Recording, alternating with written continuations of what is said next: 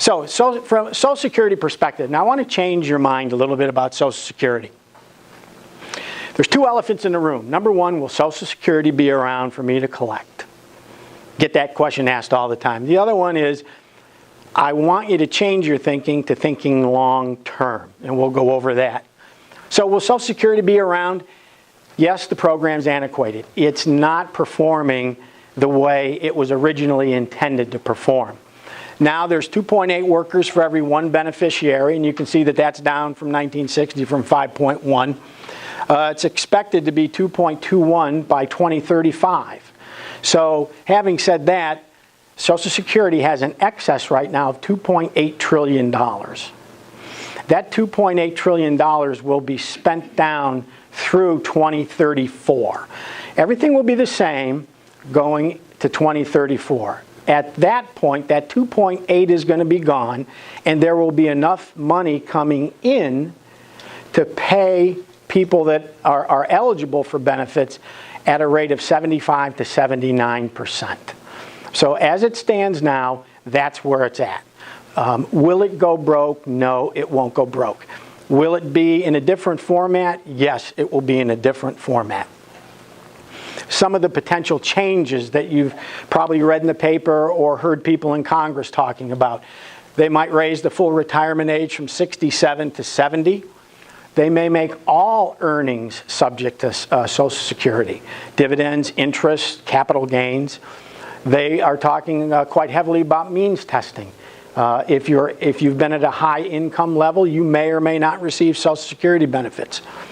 They may increase or eliminate the income ceiling. Now, as we know, this year it's $127,200 is the ceiling for paying Social Security tax. They just may eliminate that from your paycheck.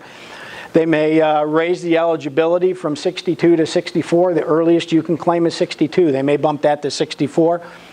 You heard President Bush talk about privatization probably 16 or so years ago. That's back on the table. They could reduce the cost of living adjustments that they give you every year. They could increase the taxability piece. Unfortunately, I can remember when Social Security was not taxable, but it is today.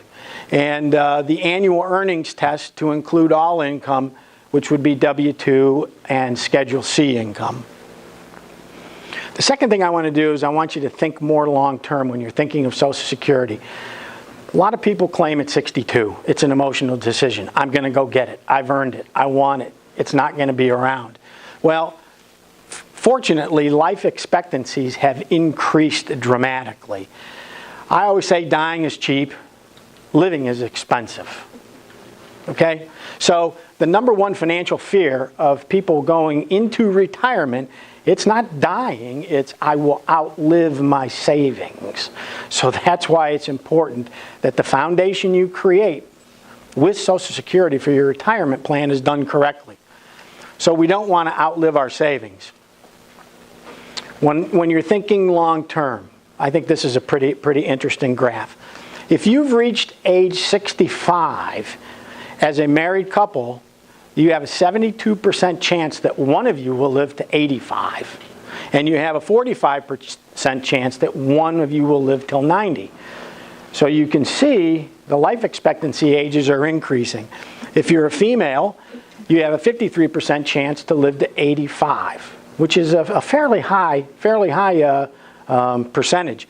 And as a male, you have a 41% chance to live to 85. So you can see the life expectancy ages are increasing.